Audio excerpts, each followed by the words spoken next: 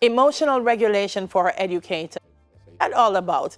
So in today's 10 Minutes to Your Help segment, we're going to be talking to Mixed Methods researcher Rowan McCullough, and he'll be unpacking this very complex topic and share with us just some of the data he's pulled out of his research. So we say good morning to you, Rowan. Good morning. And welcome. Thank you. I find it very interesting because a lot of times when we talk about, even now in COVID-19, we talk about the students and what they're facing and what they're going through.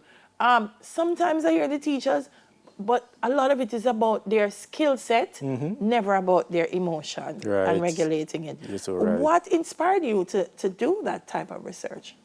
Well, it's interesting that you say that because we oftentimes focus on cognitive intelligences. Yes. And I thought, well, we're not focusing a lot on multiple intelligences and also or emotional intelligences.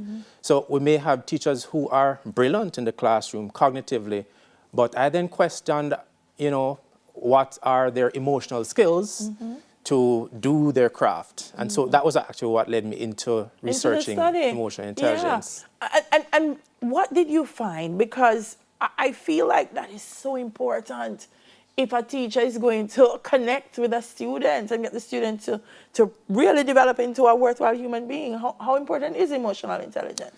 Well, let me tell you, Dylan, I'll actually start to talk about emotions first of all, because in order to regulate those emotions, then you have to understand the emotions. So going into the field, one of the things I found was that a lot of teachers, they, practice emotions. They spoke about the emotions. But in terms of thinking and reflecting on it, so it was only when I went and started talking to some of the teachers, they said, but I never thought about this thing. Yeah.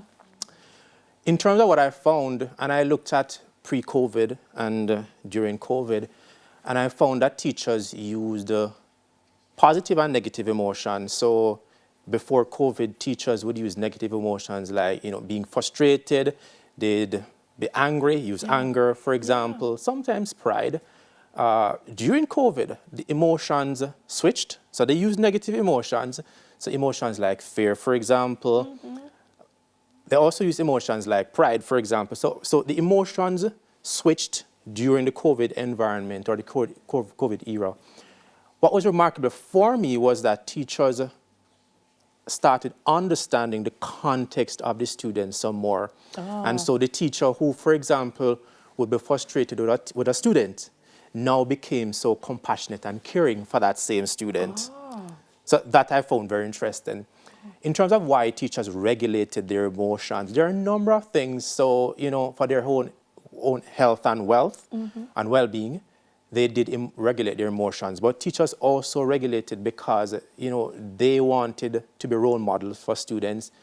Some teachers, what we call down-regulated their emotions, their negative emotions, because at some points they wanted to let students know that, listen, I'm in charge of this classroom. This is what is expected of me. This is what is expected of me, but you're not going to come and rule this class, today. So they down-regulated their emotions. So it was a number of things, And I know that this is within the context of teaching, but I'm listening to you and I find that we don't do this enough in general. That the evaluation of our staff and the way the staff, execute their job role and function really is just on getting the 1, 2, 3, 4 done.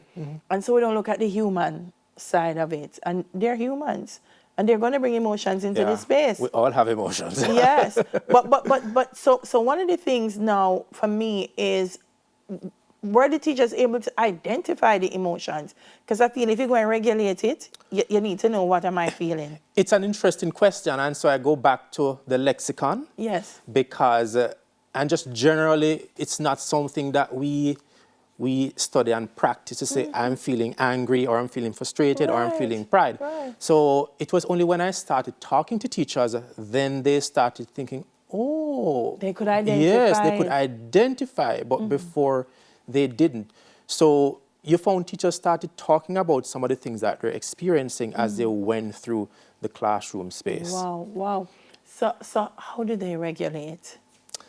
Now, it's interesting because the study I looked at how they regulated before the class, during the class, and after the class. There are 5 families of emotion regulation strategies, and some actually happen before the actual emotional event takes place.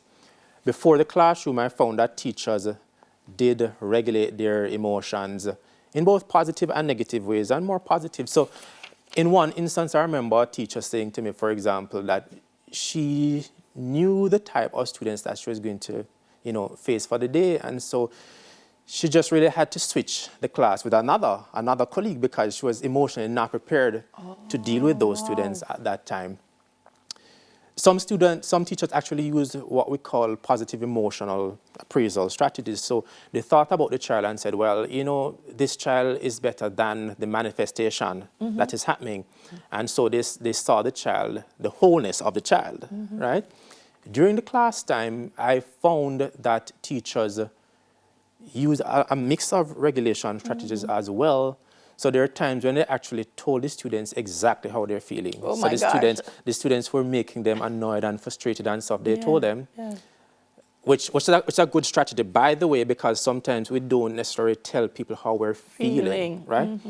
What I found, though, which was, again, very useful, is that the teachers never necessarily pointed to the students and says, you are making me feel, but they said, this is how I'm feeling, which is a So there's a good thing. disconnect. As far as the child is concerned, you come in here with your attitude and want to take it up on me, but they don't understand that this is something that's it's a relationship. It's a relationship. And so what I found too is that some of the times the students do not necessarily understand how their behavior affects the teacher.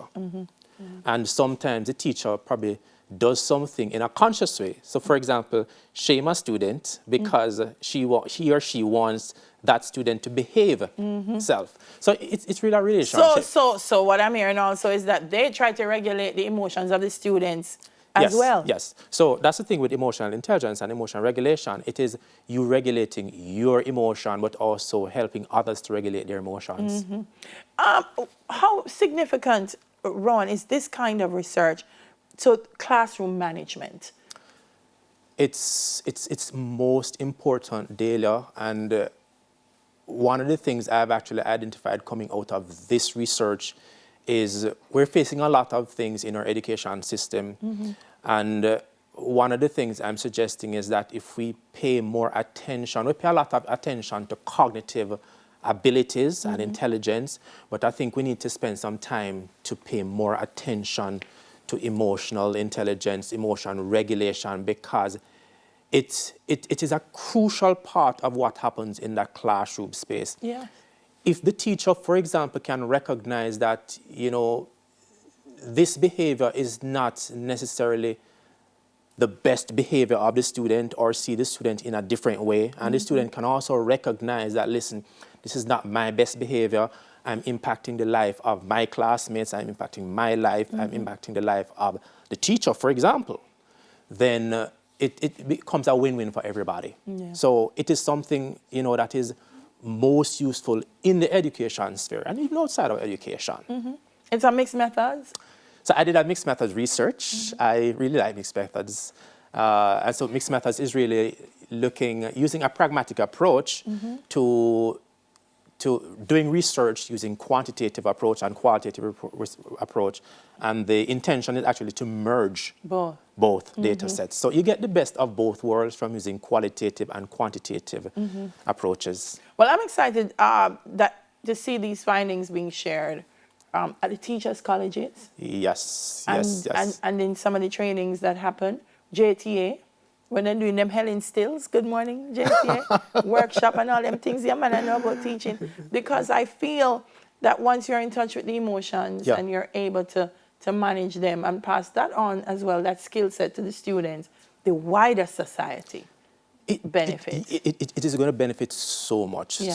And it is part of why, for me, this research has so much meaning and significance, because it's something that it's a practical, everyday skill, but something that we do not tend to focus a lot on. As I said, we tend to focus a lot on our cognitive abilities, but the truth, is not all of us bright per se, but we have that gift of compassion, for example, right? Empathy. And so some of these things we also need to tap into, right? It's something we take for granted. It's something we take for granted. I'm listening to you and I'm saying to myself, this is almost like taking a bath. Yeah. It's something that we all have to do every day, but we have to learn how to do it and to do it properly. Yeah. Or else we just got run into the water and run out and say, oh, I had a bath. So the emotions are there, but we have to tap into it. Great research. Where can we get our hands on it?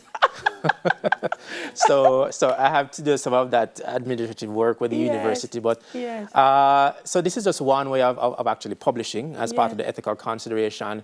I hope to write articles from the research as well as hopefully at some point write a book from the research. But also to do some more dissemination, workshops and stuff. Yeah, I'm glad we did this in 10 minutes to your health, because a lot of times we don't recognize how the emotions affect our health.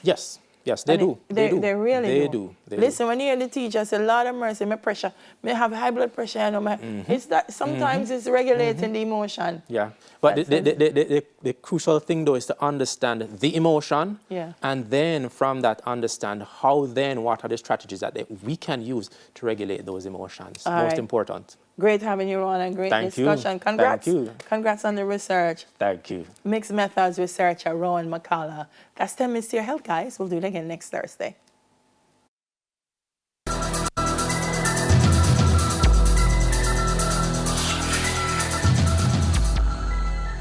Speaking about emotions, can you identify childish behavior in adults? Wow.